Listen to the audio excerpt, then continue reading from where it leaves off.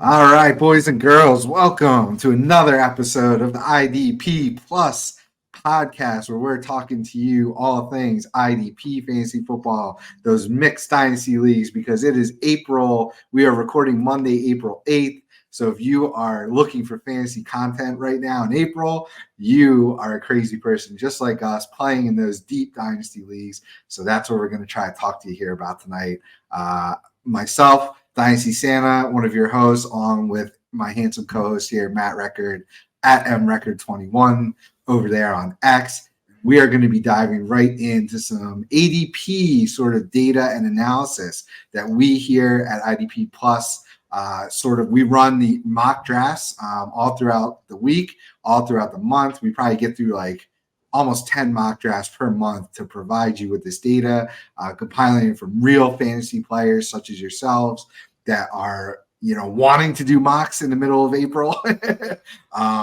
So that's where all this information is coming from that you're going to see if you're watching here on YouTube. If you're listening, we'll try to rattle off as many of the names here and talk about some of the things we like, things we don't like, values, reaches, all that good stuff. Does that sound good, Matt? Oh, that sounds absolutely wonderful. How else would I want to spend this early April evening than talking some ADP?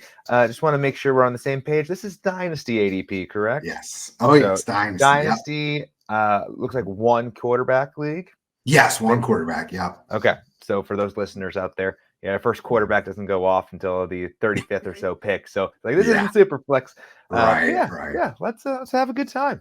Yeah, if you're talking super flex, obviously move those QBs up probably at least 3 rounds or so from where you're seeing here. And if you're thinking about if we're talking about what we're referencing for IDP scoring, just kind of consider it like balance. I don't know. Sacks probably somewhere between 4 to 6 points. Turnovers, things like that in that 4 to 6 point range. Tackles probably like 1.5 points or so for solo. So just like a nice balanced scoring setting, not deep press on sacks or anything like that, but not super heavy to the big play stuff. So that's why when we start to hit those IDP players, you'll kind of have an idea of how we're drafting to an IDP scoring settings there. So, all right. So right off the bat, let's jump in. In the beginning here, it's going to be your typical offense, right? So you got your Justin Jeffersons, your Jamar Chases, your CeeDee Lambs, the top wide receivers going off the board.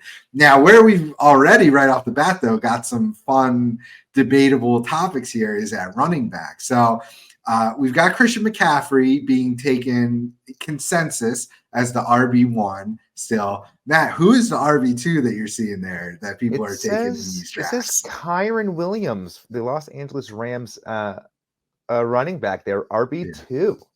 Yes. Whew. So, as a disclaimer, so this is the ADP data. We have also Dynasty rankings. So, rankings-wise, and I know for mine personally that go into the consensus, I have Williams as more of like a third round dynasty startup, even in a 1 QB. If you want to take middle of the second, on that wraparound, second and third, I would totally be okay with that. Where do I actually have? So I've got him as my RB 1, 2, 3, 4, 5, 6, 7, 8. He's my RB 10 for dynasty, right? So we've got some people that I think are participating in the mocks that just are big fans of Kyren Williams, liked what they saw. I just simply disagree with taking him that high. So especially, you're taking him where he's going here is like first half of the first round. If you like him that much, I would definitely suggest. Now, we don't do trades in these mock drafts, right? So if you're a Kyren Williams truther and believer and you're want him locked into your team, I would still advise trading back at least. You don't need to, and that's the biggest lesson here. You don't need to take Kyren Williams as the 5th overall dynasty startup pick. You can certainly trade back and grab him later if that's what your strategy is going to be. So that's a nice little hot button topic to start things off. Is that what you would do, or how high of a rankings would you put on Kyren? Yeah, I'm cautiously optimistic about him, but for me, being cautiously optimistic is like RB10. You know what I mean? It's like maybe the 8 to 10 range. So Like I would not be upset getting him mid-second round. Like that to me seems like a reasonable price tag. Throwing him in the same conversation as Breece Hall, Jahmyr Gibbs, Bijan Robinson, who are all being taken behind him here. So like that seems a little tough for me. Like if you start comparing him to like the Travis Etienne's, like okay, I'm here for that conversation. But yeah, the RB2 is, I mean, go off if you like him, go for it. But I would definitely advise to trade back and take him later. Definitely no shade, but what this also signals to you guys is that there is a market out there for Kyren Williams truthers and believers. So if you're looking for a sell high opportunity, right now people, and to his credit, the pros, he made it through, free agency unscathed. No big names, nobody came there to really challenge him. Now, of course, he still has the draft to make it through.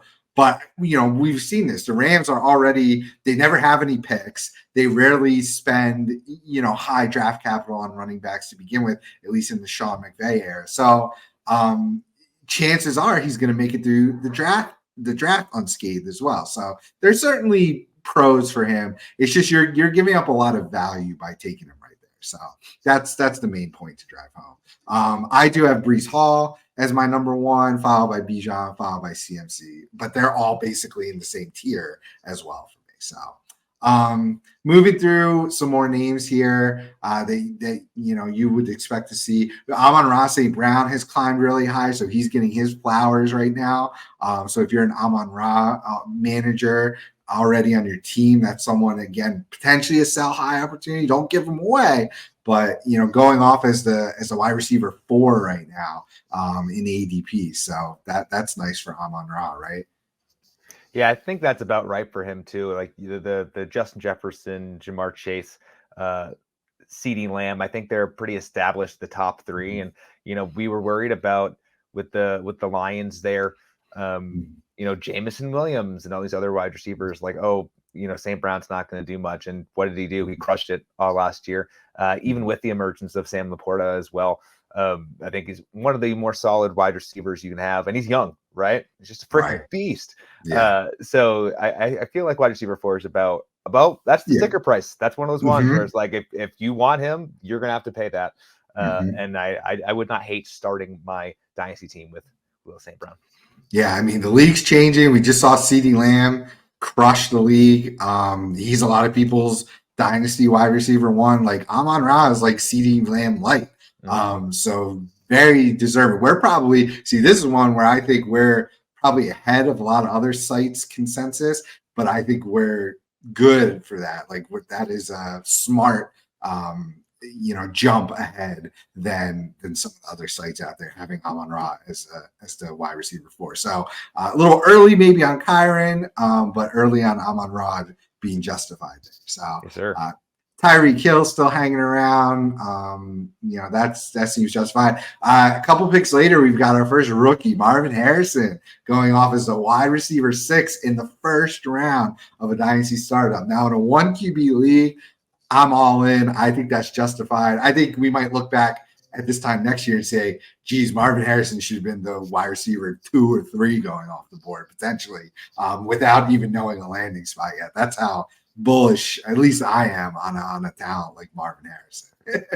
Yeah, it's so tough to know, right? And this is the excitement of drafting. I mean, these are drafts that are happening, beginning of April, right? So everything we're talking about, free agency's died down. Now it's all rookies all the time. And we're excited about potential. Obviously, we haven't seen a wide receiver come out of college in a few years, at least, with the potential and the pedigree that Marvin Harrison Jr. has, right? And everyone's sort of projecting him to go maybe 4 or 5, depending on if someone trades up for that 4th quarterback in that run.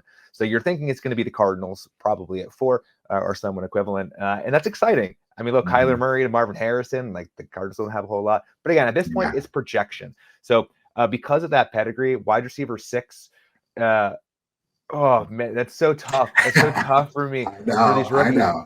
But if we're talking straight dynasty startup, again, you want to live in that excitement, right? Yeah. Like you kind of know what AJ Brown is. To the people around him, like I would probably still prefer Garrett Wilson over Marvin Harrison. Maybe at this point, not knowing landing spot, not knowing anything there.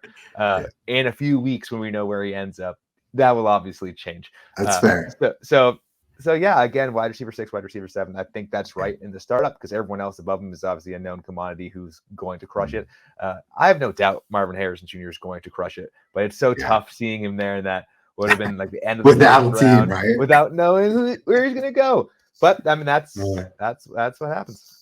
Yeah, I think just about the only place that might, make even me pause a little bit would be your boys there in New England without a real quarterback on the roster quite yet. So that's just it. Like I was trying to think for like last year with Jahmyr Gibbs, going on the Lions. It's like, oh, everyone was super on David Montgomery, and like, oh, we got Gibbs, and it turns out they were both, fine.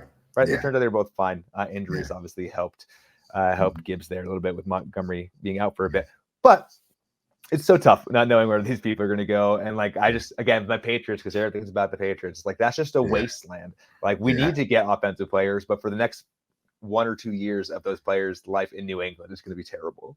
Yeah, totally. You mentioned AJ Brown. He goes right after Harrison. Puka Nacua right after him. I actually have them flipped in my personal rankings.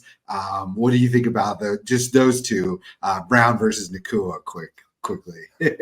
Yeah, that's a good kind of splitting hairs, right? It's a good question, right? Because I love Puka's, obviously his appearance. All of a sudden, seemingly out of nowhere, absolutely taking over for Cooper Kupp and absolutely smashing it. Not much has changed there on that offense. So you can predict similar sort of production. AJ Brown just disappointed, as well as the rest of that Eagles offense really down the stretch. So in terms of just the age factor, I think I like Puka a little higher than Brown, but it's pretty similar. And I'll add another name to this mix. Like I still see Garrett Wilson there, wide receiver 9. I might take Garrett Wilson over both of those players.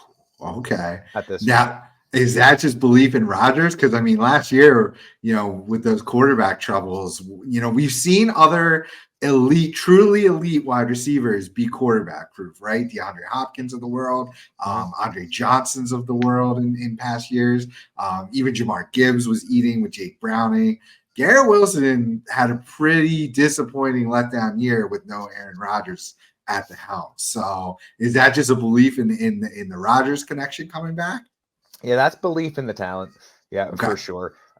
And also with those wide receivers were those quarterbacks were absolute garbage. Like Zach Wilson's so terrible. like Wilson's worse than, an average backup. He shouldn't have been out there.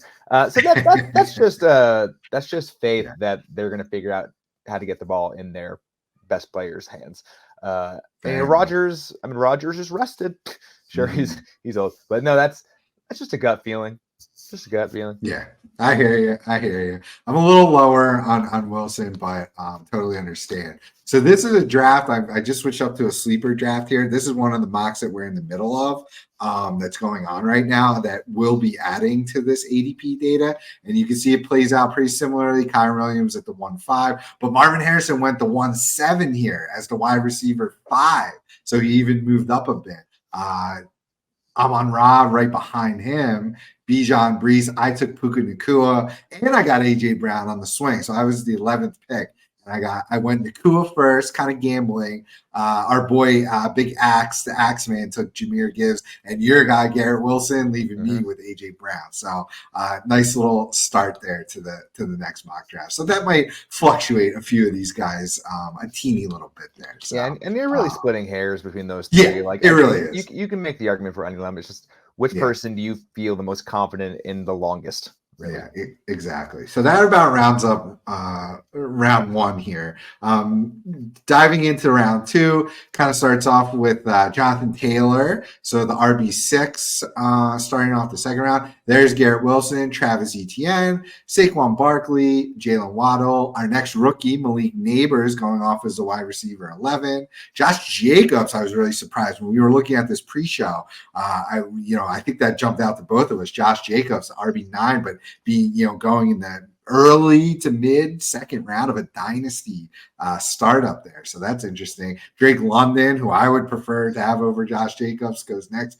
Chris Olave, same statement. And then T. Higgins there Cut Debo Samuel, DK Metcalf. So some more wide receivers kind of rounding out. And, that's Dynasty, right? The young wide receivers kind of rule the game, especially in one QB. So anything else standing out there to you? You want to talk about the rookie or any of the running backs, stuff like that? Yeah, that is way too high for me for Malik Neighbors. Like, because at least Marvin Harrison Jr. has, some of that pedigree coming in versus Neighbors, and we have a general idea of where Harrison's going to go. Neighbors, we have no idea. Like, that's a wild card. I've seen mocks where he goes at 6. I've seen mocks where the Patriots trade back and we grab him at 9. You know what I mean? So like, there's a big wild card there at this point, as well as look at some of the players around it. Like, if you are in a dynasty startup, you have to have a plan in your first few picks. You have to kind of crush it. And you look at some of the people around it. It's like Chris Olave. Like, he has been an established talent with a bad quarterback in Derek Carr, and has been very good. You look at Drake London, who has had flashes and finally has a good quarterback in Kirk Cousins, because he's been hampered by not having a good quarterback. Other people around him. Like, I just see these other players. Like, I have more faith in them as a young commodity, who are also still pretty dang young, right? Like Olave is it's supposed to be his third or fourth year. Third. It's like, this to me is where the rookie hype goes a little too far. In these ones where it's like they're just kids. Granted, I will say wide receivers have proven in the last few years they can come right into the league and be very good. So if you just want Neighbors for your entirety of your dynasty league, great, go get them. I think you can probably wait a little longer before he'd go in most of the drafts that I would be in. Yeah, we've been getting spoiled, I think, with some of these rookie receivers, but I'm falling for the trap. I want Neighbors even ahead of a guy like Jalen Waddle, honestly. I think he's going to be – I think he's a lot closer to Marvin Harrison than the next guy, Rome Odunze, in speaking in tiers. So I've kind of got Harrison and Neighbors as a 1A, 1B, and then we move down a tier to the next group of guys as like 3 through whatever. So I really like Neighbors. And he's, like we mentioned, he's likely going to go after Harrison to hopefully one of these maybe mid teams with an established quarterback. So I said the only thing that would be giving me pause on Harrison was the Patriots. It would kind of suck if Neighbors ends up in New York with the Giants. That might give me a little pause there as far as a landing spot, but pretty much anyone else, I'd be okay with the landing spot there. So I'm definitely high on Neighbors. I might be driving some of that ADP, participating in these mocks, having to be the wide receiver 11 going off the board there around pick 21-ish or so. I might be driving that. So we'll see. We'll see how it pans out. Draft is going to be exciting. We got a lot of offense coming in this year, and so it's gonna be really fun to see where some of these guys land. We talked about Josh Jacobs there too. I think we're both kind of not really feeling that, right? Guys below him. I mean, give me Drake London a billion times out of a billion over Josh Jacobs, especially with Kirk Cousins coming to town. So that's one glaring thing that jumps out to me right there is I would absolutely smash Drake London over Josh Jacobs. Oh, Josh Jacobs needs to be so much further down. I don't understand. Yeah. Jacobs is going to be someone I'll be targeting in redraft because I think this ADP is going to go. This is not going to be indicative of what it's going to be like, when we're drafting for redraft. So people will be down on Jacobs, I think. But give me him at the redraft price, where it's people are kind of post hype fade, new team, blah, blah, blah, blah. But starting, you're going to rely on Josh Jacobs to be your running back 1 or RB2. No chance. No chance. Give me. Yikes. Yeah, no way. He's no. I'm strictly just looking at the other positions because if you're going Josh Jacobs there, you're probably going to be going running back regardless. I prefer Isaiah Pacheco. I'm Rashad White, Devin Achane. I'm looking at all these. I like all those running backs better than I like Josh Jacobs. Yeah, at that spot. I love that you said the redraft because in redraft I would even probably reach for him even a little bit higher. I think he's going to smash this year in the offense, but long term and as a dynasty asset, I just think this is a way big reach to take in Dynasty there. So I think we're kind of on the same page with that. So that kind of rounds out the second round in ADP. Let me flick to our draft. So our draft, the second round went Garrett Wilson, AJ Brown, Jonathan Taylor. That's a nice value. Our guy Fantasy Ladder, Steve's started off Breece Hall, Jonathan Taylor at the 110. Like, holy smokes, that's pretty awesome. Chris Olave, Saquon Barkley, who we didn't mention yet, Malik Neighbors, Kenneth Walker, Rashad White, Travis Etienne, Roma Odunze, Drake London, Sam Laporta rounds out the second round in this current draft that we're in. So that's interesting. So the next few names from ADP, and you'll probably hear some of them that I just mentioned, but this is more like entering round 3-ish. Deebo Samuel, DK Metcalf, Isaiah Pacheco, DJ Moore, Rashad White, Brandon Ayuk, Tank Dell, Travis Kelce, Michael Pittman, Patrick Mahomes. So I'll stop on Mahomes as our first QB there. QB1 at the end of the third. All those names, that kind of feels right. Most of these names, I feel like DJ Moore could be a tick higher than some of those other guys. I'd probably rather have him over Josh Jacobs, honestly. Over a T. Higgins, I think I'd rather have DJ Moore. So that's the biggest name there. Rashad White honestly feels a little high. See, in my rankings, I got a lot of the running. I'm not getting a lot of the running backs in these mocks because I'm trying to draft off of my personal rankings. And I've got most of them pushed into that mid-third round, end of third round. But people are reaching, I think, for running backs. So it feels like we're not learning a lot of lessons here with Dynasty with some of these running backs. Committees, the injuries, like they just don't stay. They just don't stick around. It just feels like a poor choice to invest that early of a pick into some of these like mid running backs. From a talent perspective and a fantasy upside perspective, they all feel capped. So I'm not getting a lot of running backs in this range here. I would honestly give me a Travis Kelce and a Patrick Mahomes and some of the other younger tight ends over many of these running backs that we just named. So that's kind of where I'm at with this next group of names. Yeah, I agree. So in all these startups, I'm either trying to get one of those top tier 1 guys and then fading it after that, or I'm waiting because there's more question marks than answers here. And in this particular group, I want to get your opinion on Tank Dell. Yes, thank you. I'm glad you brought him up. So with what's his name? Stephon Diggs now being there. Obviously, everyone wants a piece of this Houston offense, and rightfully so from what we saw. Right, like there's Stroud, excellent rookie year.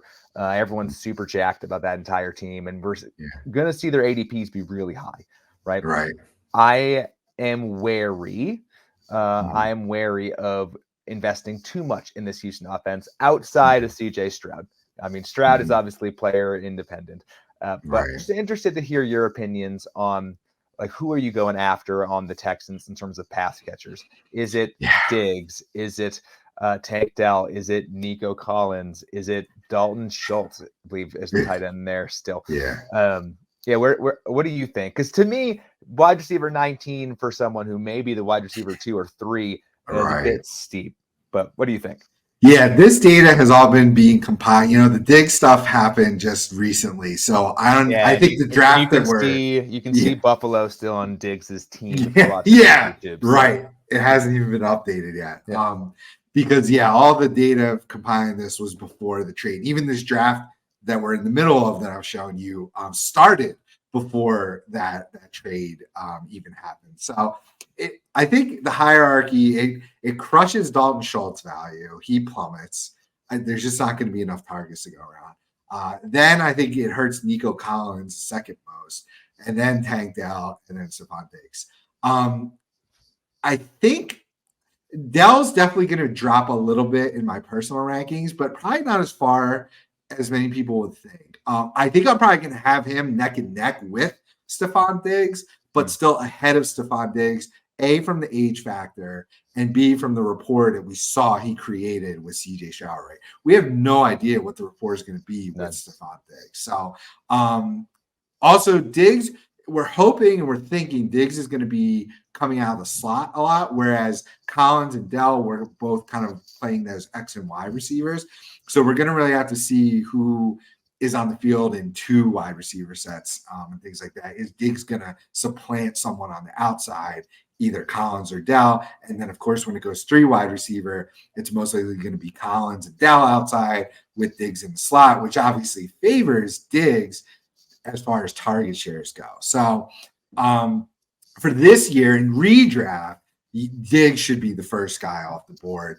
And then Dell and Collins probably somewhere close together, maybe in like the, at this point, 4th-ish round. Diggs maybe like a 2nd, early 3rd round guy, with certainly the ceiling to do way better than that in redraft. But in Dynasty, I'm trying not to overreact too much. Like I said, I'm probably going to slide Dell a little bit. Like, let's see, where he is in the ADP is actually not bad. I have him a lot higher currently in my personal rankings than this ADP because I was super high on him. But now, yeah, with the news, I'll definitely be dropping in my personal rankings. But this ADP still feels close to right. I probably want Pittman over him. Maybe one of the running backs like Achan from Miami, but not a whole heck of a lot. Maybe a little Porta. You can have an argument for taking ahead of Dell. But yeah, I'm not too upset over the whole situation. So, but it's definitely going to be interesting to see how it turns out. Obviously, health is probably going to be the biggest factor. I mean, if we got 17 games out of all 3 of them healthy together, which is, statistically probably improbable. Yeah, very much not going to happen. I think we would see fantasy points wise, Diggs is the number 1. Dell probably not too far behind as number 3 or number 2, and then I would say Collins finishes the year number 3. But yeah, so not going to go too crazy, I don't think. Yeah, and you touched on something else that I wanted to bring up, namely Travis Kelce going off as tight end 1 here. So I know you were talking about you'd want Laporta over Dell. Yeah. But where do you land on Travis Kelce? Because right now, I think, he's old is the kicker. The kicker for Dynasty startup, like he's old. Like if you are in a win now situation and you're like, still like not a startup, right? But you have him. Like, of course you're going to keep playing him. He's going to roll out of bed and be a top 4 tight end probably at this point, 4 or 5 tight ends. So as solid as they come. But yeah, him going off as tight end 1 here is like that. There's some really exciting young talent at the tight end spot. Absolutely. That I think I would go after well before him. I don't even know. I mean, who would I take in front of Travis Kelce? Great question. Me. I think I would take Laporta. I think I would take probably Hawkinson for Dynasty startup. Might take Trey McBride after what we saw in the second half of last year. That was insane. And then maybe I'd consider Kelce as tight end 4. Maybe Mark Andrews over Kelce. I mean, how old is Mark Andrews? He's pushing 30. I think he's 28, 29. So it's just one of those ones where obviously Kelce's phenomenal talent, but you gotta factor in age at some point. And for me personally, this like you're a bit because he was contemplating retirement. Like he had to say after they won the Super Bowl, saying, I'm coming back. We're running it back. So it's like, okay, I don't want that to be the person I'm banking my entire tight end position on. Totally. I'm in the camp right now of he's still my Dynasty TE1 until he decides to hang it up. I'm riding that train until it dies, just because we've seen the consistency.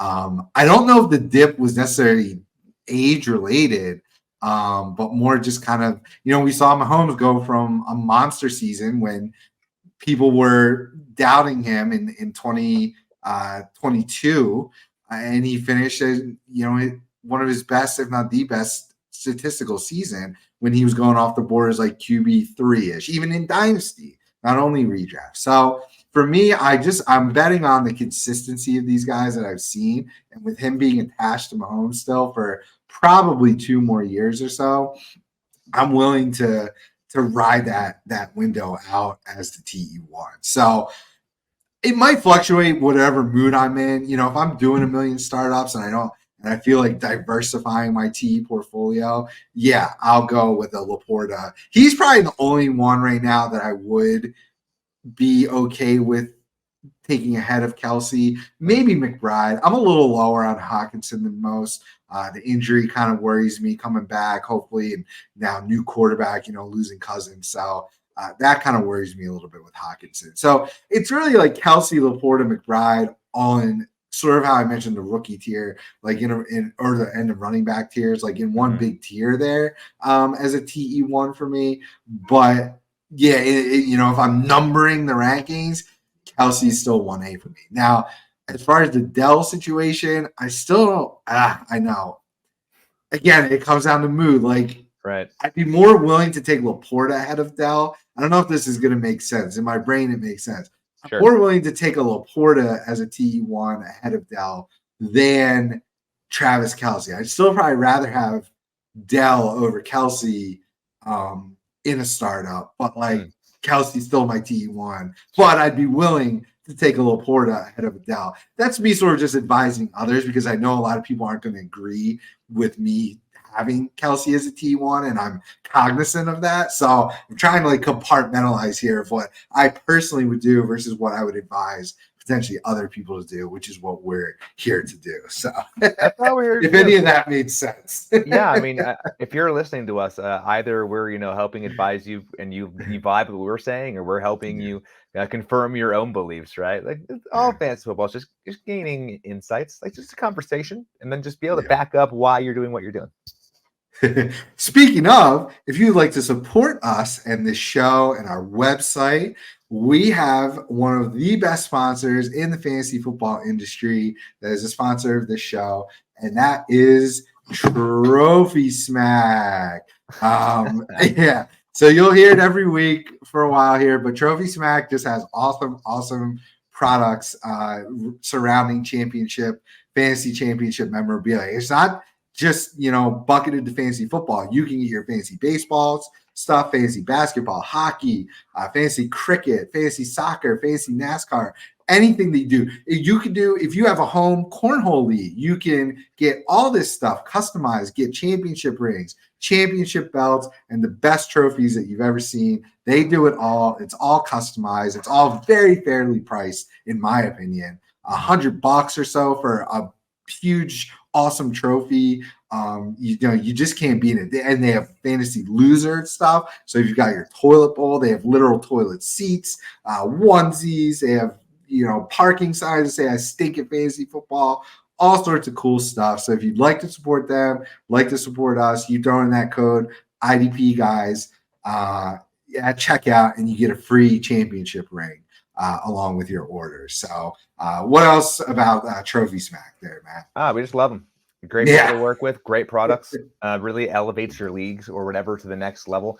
Like you said, very reasonably priced for the product you're getting. So go check them out. You support our friends while you're also supporting us. So head on over there. Hell yeah. So I appreciate that. All right, so that kind of finishes out round 3. If I flick to the draft, round 3 goes Patrick Mahomes, DJ Moore, Jalen Waddle. So Waddle's a lot lower in this current draft than he is in the ADP. He's a lot higher in the consensus ADP that we've been doing. Deebo Samuel, kind of a polarizing guy still, I feel like. I don't know what to think about Samuel. Michael Pittman could be in for a really big year, had a really solid year last year. Stephon Diggs goes after him. Brandon Ayuk, possibly in trade rumors. Isaiah Pacheco, George Pickens, a name we haven't heard yet. And DK Metcalf, Devin Achane went to myself there at the end of the third, and there's Trey McBride at the 312. So as far as ADP, next grouping of names, our next rookie, Rome Odunze, as the wide receiver 21. Jackson Smith and Jigba, the Seattle's will be his second year. I think this is a great value. I want to talk about him. Then Stephon Diggs, Devon Achane, Devonta Smith, Kenneth Walker, Sam Laporta, Nico Collins, TJ Hawkinson, James Cook, there's George Pickens, and Zay Flowers. So some interesting names here. Spouting off, I think in Jigba, that's a great value. I think Kenneth Walker, Nico Collins are a little high for my taste being in this range. We're in like the late 30s, early 40s right now. So, round 3, 4. James Cook feels about right. Probably have him ahead of Kenneth Walker right now. George Pickens, I think, is great value there at wide receiver 26, especially with Russell Wilson or Justin Fields in town. And Zay Flowers there, kind of finishing off our first page. I think that's a really nice value for a young wide receiver he was a target hog in his rookie year there. So if they can continue to develop and get that connection with Lamar Jackson, I think come this time next year, Zay Flowers, if he avoids injury and everything, has a nice season, I mean, he could easily be a top 10 dynasty wide receiver as far as his ceiling is concerned. So I'm really high on Flowers there. So what names just stand out to you here? Yeah, I mean, I just less so the names because I feel like all of these people are about. This is about right? Yeah, a lot of this feels right. Once you get into round 4, it kind of comes down to your roster build, right? And what you sort of need. And to be honest, a bunch of relatively mid guys, right? Like we're not talking any of these being like absolute studs, other than Sam Laporta being tight end 2 right there. I mean, he's obviously a stud. But you're pretty much set at running backs and wide receivers in terms of people you would consider your studs. So in this particular zone, I'm looking for upside, right? Yeah. So which of these players, if they hit their peak, it will be the best, right, in this little zone. So I'm looking at these names, and I think that's, for me personally, Kenneth Walker is someone that I kind of like there at the 13 and James Cook 14. I think both of them have really high upside. You're probably right. I'd have Cook a little higher, mostly because who's going to be doing anything in that offense now? Now that Diggs is gone, it's like I think they're going to be focused a little more on the run game. So I'm pretty high on James Cook there. I like the running backs. And then in terms of the wide receivers, George Pickens at wide receiver 26 is great because that is just not much of an investment, right? Like you're just asking for him to be a wide receiver 3. And he's getting a big upgrade in quarterback. So I think you're right there. And then, who doesn't love Zay Flowers? Especially now OBJ is gone, or we don't know where OBJ is going to go. But there's going to be definite opportunities there to get that second year bump up for the Raven and there. But of note, the way that we're talking about league shifting here, if you're watching on YouTube, like and subscribe, all that jazz. But at the end of, we'll call it round 4 or so, we are already at wide receiver 27. We're already at wide receiver 27, and we're only at running back 14. Yeah, great point. Again, this is one quarterback league, right? So which changes some things, but it's all the more important for you to have a plan. Like I know there's a bunch of debate about how roster should be constructed. 0 RB, RB, bully RB, hero, all that jazz. Just have a plan. Have a plan and commit to it, because there's definitely value. Because if you waited on running backs and you're going straight wide receivers, maybe one of those top tight ends, at the end of round 4, you can still end up with someone like a James Cook who could have an RB1 year for you. Like that's a pretty good build. That's a pretty good build versus the wide receivers at this point have a little more a few more question marks. So no real advice. Is just have a plan, like go into it with some semblance of an idea of what you want to do. Obviously how things fall to you will change things. But I just think it's very, very telling that in our ADP, we're already at wide receiver again, 27 versus RB 14. It's like we went really high on the RBs to start and then completely faded the position. Totally. That's a great point. Something I really advice I like to give is, if you're here with us, if you're a customer of ours, a subscriber using our rankings, using our ADP, what I love to suggest to people is, download these things into an Excel and then adjust them to make your own set. Don't be, from the old show, The League, right? Don't be a slave to the rankings, right? You've got to have some do some of your own research, have some of your own gut feelings. So move guys up or down. Use us as a base starting point. I think it's a great idea, but then adjust to your personal preferences, how you would build a team, and then go from there. So that's another suggestion that I like to give to people. But yeah, as you can see, wide receivers fly in Dynasty. So you don't want to, leave yourself caught behind on a run or anything like that. So I definitely advise a hero or zero RB build. That's one of my favorite strategies. So totally agree. That was a great thing to point out there. So if I flick back to the draft here, round 4 goes T. Higgins, Tank Dell to myself. That was before the trade. Devonta Smith, CJ Stroud as QB2 in the 4th. Cooper Kupp, we'll get to him here soon. Josh Jacobs, so didn't go till the 4th round here. So one of the Jacobs lovers must have not been involved in this current mock. Austin Eckler, that is a very bad pick. That early in the Dynasty draft. Sorry, Serge, who's the manager who took him. Amari Cooper, Jaden Reed, James Cook, Mark Andrews, Nico Collins. So you can see there's some good value that people got here in the 4th, at least in our opinions, I think, and some major reaches as well. So our next grouping of players in ADP. So, it starts with a very polarizing name, I think, right now. Rashee Rice, the Chiefs wide receiver who might be in a little bit of trouble here. We got DeAndre Swift. There's Mark Andrews, Devontae Adams, Tony Pollard. There's Cooper Kupp, Joe Burrow, Josh Allen. So somehow Joe Burrow went ahead of Josh Allen. That's interesting. We'll talk about that.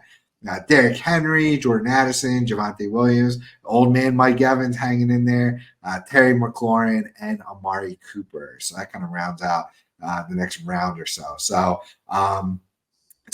what I'll start here with is no IDPs quite yet.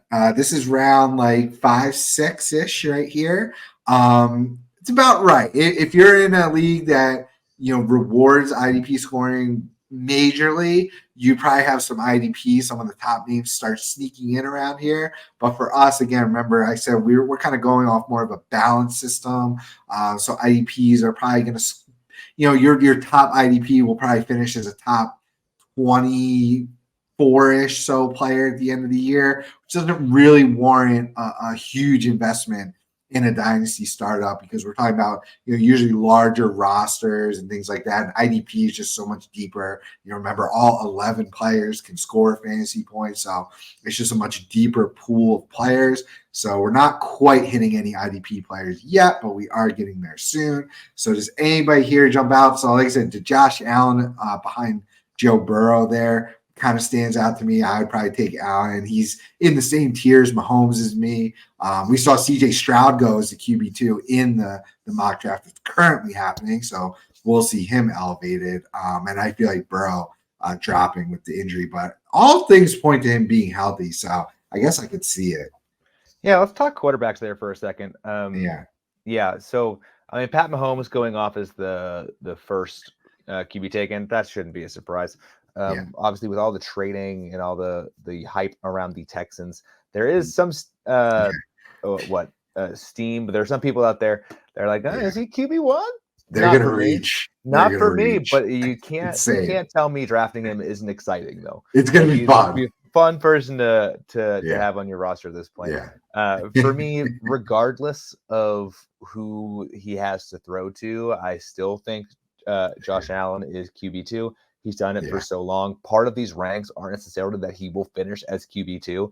It's just like the tolerance. Like he will be QB. He'll be in the top 5 QBs. Like it's a pretty safe bet at this point because he keeps doing it and he does it with his legs, right? Right. So for me, Mahomes, Allen, probably Stroud at 3 just because of the excitement, and they're clearly giving him a window for the next few years with the talent he needs. So you love to see that. And then probably Burrow for me at QB. What would that be, 4 or 5 at this rate? 4, I think. 4. Yeah. Oh, but Lamar's here, Andrew. Yeah.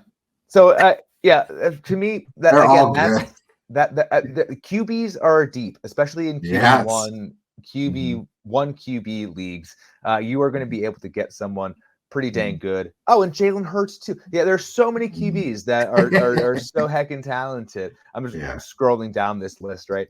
And it's like, oh man, there's some really good QBs. Like, as long as you get one of the top 7 or 8, like, you're gonna be fine. You're gonna be fine. So, so those QBs are interesting there. And then the other name, I mean, obviously, don't want to give Rashee Rice too much, airtime, but just don't touch him. Don't touch him until you know. In my opinion, just like, especially if you're doing a mock, sure, but like, there's no harm in just not drafting him and grabbing someone. There's still a lot of information, I think, to come out. Again, it's April, so like, I'm also in the camp, like, at a certain point, he's going to be a great value. I think people are overreacting to what they think the NFL is going to, impose as far as like suspensions. Like, nobody's dead. I haven't heard of anything like serious injuries. Like, it's a horrible look for sure. It was disgusting behavior, totally immature behavior. But, if we're looking to separate, again, compartmentalize our fantasy rosters, I think he's a really good value, honestly. So, I mean, Marquise Brown is there now too, which makes Patrick Mahomes, getting some weapons here now.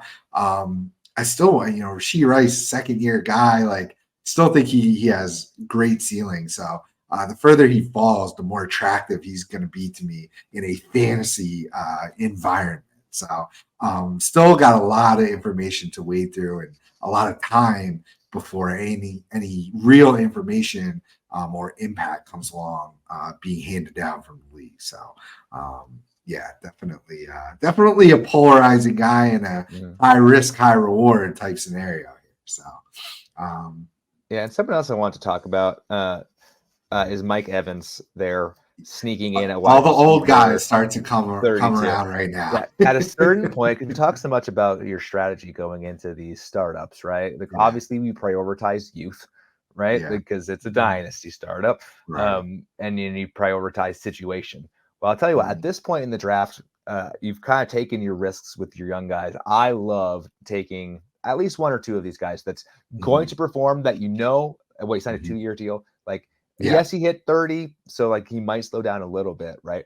But you're talking like wide receiver 3 territory for someone that's at 10 straight seasons of 1,000 yards, right? Just like I at this point, me personally, in my strategy is, give me that Mike Evans. I'm gonna peg him in there, and yes, he'll only be valuable for a year or 2, right? And there's probably not much market for him on the trade side either. But who cares? Like, Dynasty is it's not about winning 5 years from now. It's about winning. You still want to win. You still want to win. So still grab people that are going to score. Like, at a certain point, you got to take them. So, I mean, I would take Mike Evans over many of those other wide receivers we have there. Probably more like the wide receiver 25, 26 range. It's like, go get him. Or if you want him to fall all the way there, love it. Yeah. Of all the olds, I think I'm going to be moving Mike Evans up ahead of all of them the more I think about it. I think he's a better investment at this point than a Devontae Adams, than a Cooper Kupp, than a DeAndre Swift, dare I say. I don't love that situation there coming to Chicago. So and what he has is, we know he has Baker Mayfield too. It's like, we just saw, like, it just happened. Great season. They invested in both of them. Like, they're going to be still a good ass team. So Mike Evans, get up higher. Yeah. Derrick Henry should totally be going ahead of Tony Pollard. I don't know if somebody's still I'm still a believer in Tony Pollard myself, but Derrick Henry is going to be awesome, I think, in Baltimore. So it's a great I think that is an immense value if you're actually getting him at 55 there, pick 55. Holy smokes.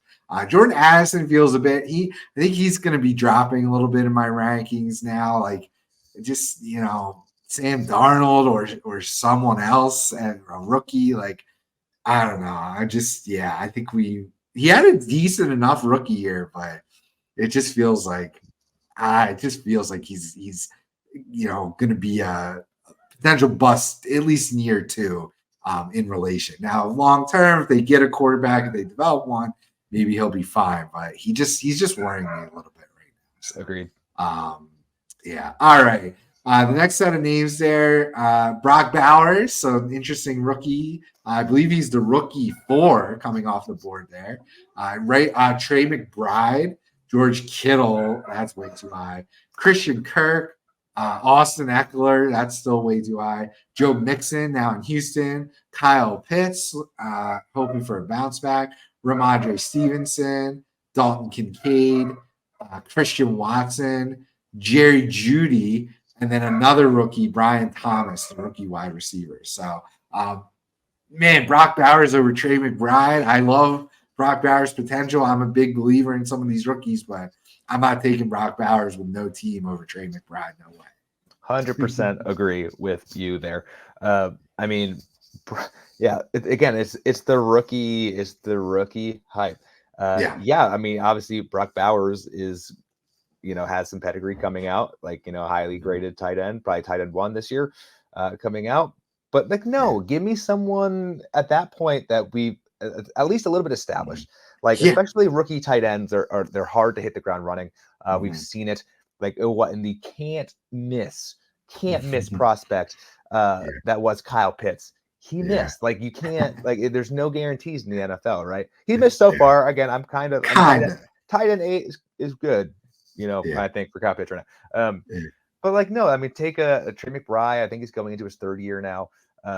Took some time and he built it up and he looked phenomenal, right? And he's almost as young, right? But he has some established pedigree in the league, so you're going to get something back for that. Like, would I take Brock Bowers over a George Kittle? Probably. That's just straight age. But like, I'd probably take Kyle Pitts over Brock Bowers at this point, because you kind of know what you're getting a little bit, right?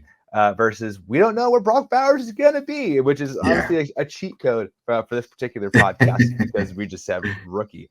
But he could end up where he like redshirts for a couple years, right? I'm trying to think of another example. Who is he for the Raiders? Michael Mayer? Oh, yeah, Mayer. Another guy very highly ranked coming out of college, and he's done absolutely nothing, which I would pretend is the landing spot there. You know what I mean?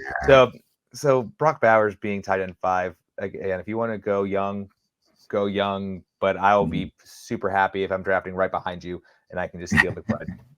Yeah, totally. Kittle is way too high there. I don't really get that. I think he had like 3 really good games last year, and that it took one of either Debo or Ayuk to be out to do it. So I think Kittle's trending down big time for sure. So I don't really get why people are still taking him that high. See, that's name value still sticking around. Same thing with Austin Eckler. Give me Joe Mixon 1 billion times out of 1 billion over Austin Eckler right now. Stevenson's a tough read right now. Antonio Gibson joined forces. Last year it was Zeke, and Stevenson was, fighting injuries all year long, it felt like. So he's a real tough read right now. This feels like, man, this kind of feels about right.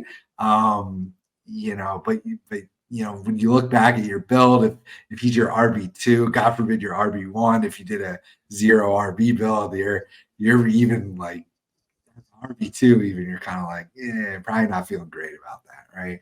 No, I mean, I think you're right in the sense that he will be the starting running back for a professional football team. So he will get the ball in the first couple downs. The Patriots are going to have either a rookie quarterback or Jacoby Brissett at the helm. So I think this is probably about right. I'd probably have him more in the 23, 24 range for running backs. So to your point, I think there's value with him. Again, post-hype sleeper. Like, he's still going to be a starting running back. But I would not bet a whole lot of money that he'll perform better than this. Last year's like, oh, he's on the rise. Damian Harris is finally gone. He's going to be a top 15 no, that's not how the Patriots utilize running backs. I doubt Gerard Mayo is going to change that. And the offense itself is going to be putrid unless something crazy happens. If I'm looking at this board and I still need my running back too, and he's there, I think I like him more than some of those other names, especially the ones after him. But I don't know, man. It's tough. Christian Watson, I'm not a believer. I'm out on Christian Watson. We saw in the mock draft I showed you guys, Jaden Reed went in round 4, and we haven't even hit his name yet in the ADP, so he's starting to rise a little bit. The rookie here, Brian Thomas, I'm pretty high on. I think he's right there with Rome Odunze, so I've got them kind of as a 3A, 3B. I could even tick Thomas ahead of Odunze, at least just before we get landing spots. So I'm a big believer. People still believing in Jerry Judy, which is nice to see. I think he's got a shot. He wasn't horrible. He really needs to, I think, get his shit together from an attitude perspective. A lot of bad drops last year, so let's hope that the change of scenery, and although another terrible person, but Deshaun Watson still has a glimmer of hope there as being a good quarterback. So that might help. So yeah, it's this time in the draft that I do think this is where those rookie wide receivers make sense, right? It's like you're still waiting for Christian Watson to happen. Christian Watson, Yeah. I will target in best ball. You don't know. He's not going to be that steady threat I think Jaden Reed will be for the Packers. Like he'll have a few games that he goes off and they're like, shoot, I should have started him. Best ball, you don't have that issue. Like I'll take him in best ball and he'll score me points a few weeks. That'd be great. But this is where, because Jerry Judy has questions, Christian Watson has questions, all this stuff. This is where I like the idea of take your shot with whatever wide receivers available still. There's plenty of wide receivers that have first round talent that are going to be available here and will have some upside, like the Brian Thomas. I thought that was a great call out. So pick and choose when you're going to be risky. I would argue don't be risky every pick, but this is a good time in the draft to take your shot. Totally. A little nugget about Christian Watson. Apparently going to see some sort of soft tissue hamstring specialist. That's how messed up his hamstrings are. To me, that is a gigantic red flag, and I'm almost totally out on Watson at this point. You don't normally just able to fix that is truly being injury prone when it's muscle and soft tissue injuries and issues like that. When you have bad hamstrings, you don't normally just are able to fix that by seeing some specialist. So I think I'm almost entirely out on Christian Watson at this point. So right there for me, rankings wise, you replace that name with Jaden Reed, and whenever we get to Jaden Reed is where I would I'd rather have Jaden Reed. I think he's the wide receiver I want there. Yeah. So I'm going to go through the rest of the names here on this page. So it's quite a few more names. We're getting ready to wrap up here. So after Brian Thomas, so now we're entering rounds end of 6, 7, 8, and 9 here is what the rest of these names will cover. And we got some IDPs. So we've got Najee Harris, Alvin Kamara. There's Micah Parsons, our first IDP. Although people still taking him as the first IDP, I tried to tell you guys to stop doing that last year. We'll get into it. Then we've got a lot of QBs here. Jalen Hurts, James Conner. There's Lamar Jackson, CJ Stroud, TJ Watt, Max Crosby, Roquan Smith, Nick Chubb, David Montgomery. There's Jaden Reed, Calvin Ridley, Foye Oluokun, Chris Godwin, Nick Bosa, Brian Robinson, Trey Benson, rookie running back, makes an appearance there at the end of the 9th round or so, 8th round. Will Anderson for the Texans, the edge rusher, and Myles Garrett to finish off this week's episode here. So I think in a couple weeks we'll probably keep going on this list if the people like it. If that sounds good to you, Matt. But so for this grouping of names, what stands out? What do you want to talk about? Well, let's talk in general about how to handle IDP, right? Yeah. And so we always hammer this. It is low-hanging fruit. Be sure you know your league's scoring settings. Mm-hmm. You need to know them. And also, know where you're playing, right? If you're on Sleeper, I think there are some state of the IDP polls out there. Most IDP players are on Sleeper, which means you're only rocking 3 positions, DL, linebacker, and DB. Right. That changes strategy with dual eligibility for players. I mean, that changes a whole lot of stuff, right? For your ideal flexibility versus MFL or ESPN that has the more true position, right? And you can get more ingrained with defensive tackles versus, defensive ends versus linebackers, cornerbacks, and safety. So know your settings. Know where you're playing, utilize that. From there, this round 7 or so is about when I usually recommend looking at IDP, folks. Steve, you mentioned this, and I agree. Just defense is so much deeper. There's so many more players. If you don't have a good offense, you are screwed. And often there's not as many league winner waiver wires on offense as there are on defense. So if you're listening to us, you probably already know that. I feel like I always have to say that though every time. So with that, Parsons going as the first IDP player. Sure. Fine. Like he has the talent. Like he disappointed last year. But again, sure. I prefer probably your Max Crosby or TJ Watt, who truly has league winning upside for you. But again, Micah Parsons fine. If I can just quickly jump in too, the number of IDP starters makes a big difference too. For me, I don't know if this makes sense or not. I don't know if you would even agree with this, but for me, the bigger the deeper the starters are for IDP, the more willing I'm waiting to draft them, if that makes sense. So if I've got if you're only starting maybe 4 total IDPs, then I would be more inclined to go grab a stud around this time.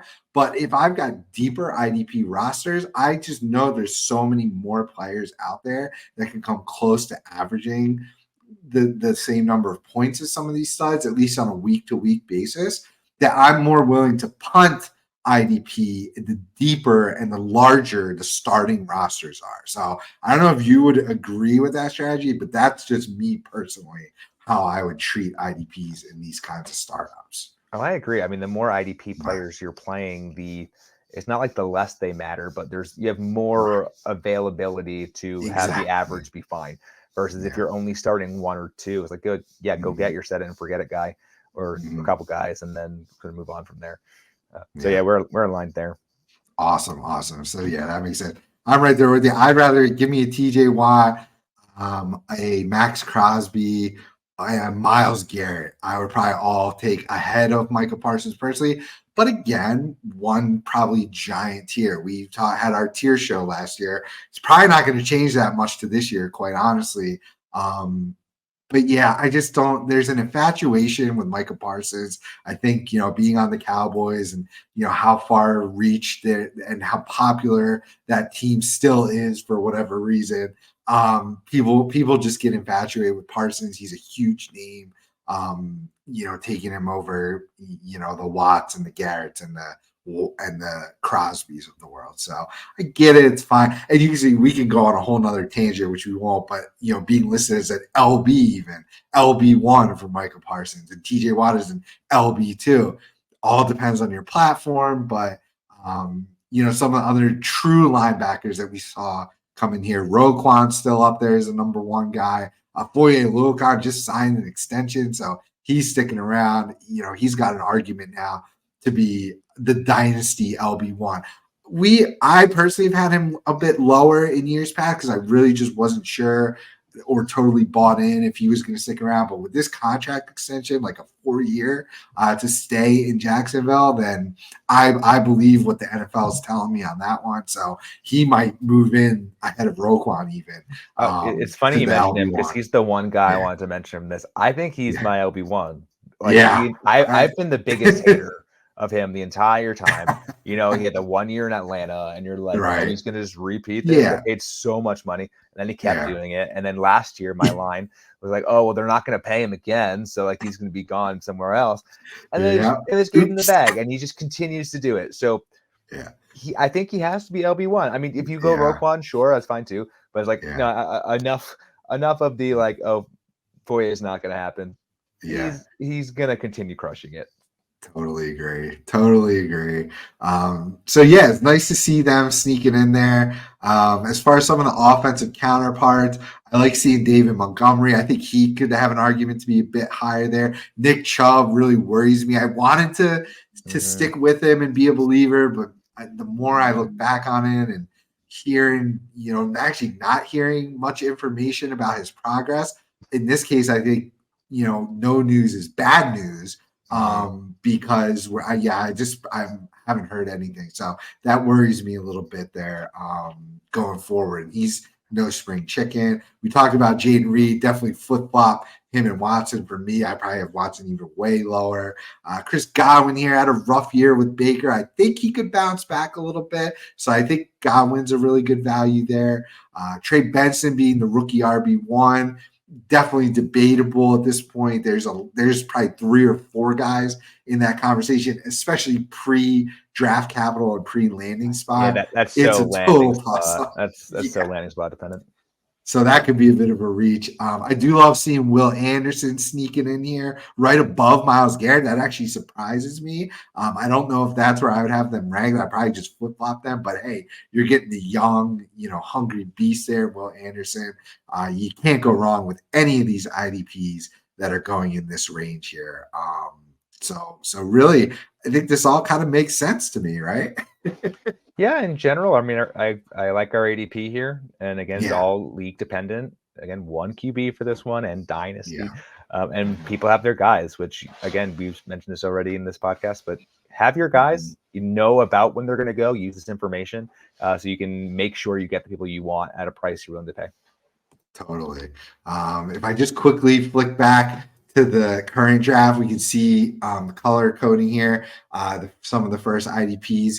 It was actually Nick Bosa who went off ahead of Micah Parsons. I'm sorry. Max Crosby went around 6.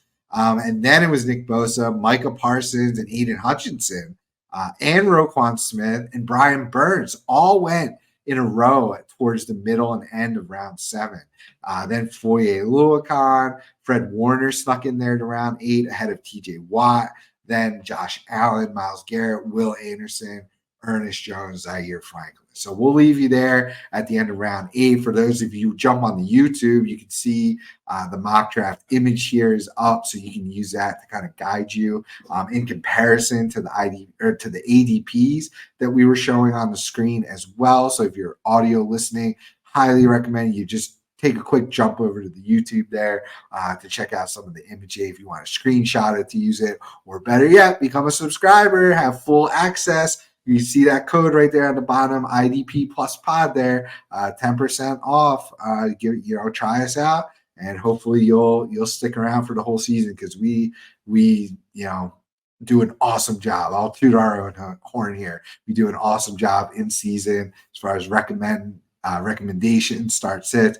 I really think we're the most well-rounded fantasy site that talks about combined mixed offense and IDPs together. I think we really weave all the information together perfectly. So we'd love to see some of you guys out there become subscribers and use that code to get a discount.